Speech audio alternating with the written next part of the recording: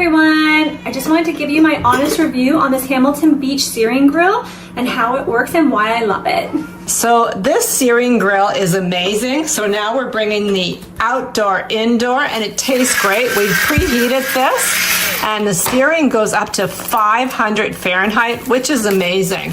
So when we put it on, it sizzles, as you can hear, and it sears and it cooks our food quick.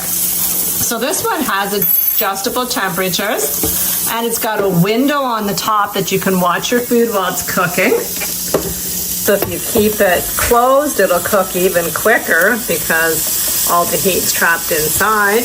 You can cook anything in here. You can do meats, vegetables, or fruits. It all tastes great. So you get your outdoor flavor indoors. We've salted ours, which locks in the juices and has lots of great flavor.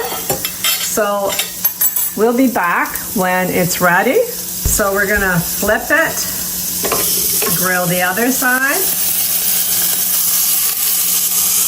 So our pork chop is ready. It does take a little while, but it's worth it. It's delicious, juicy.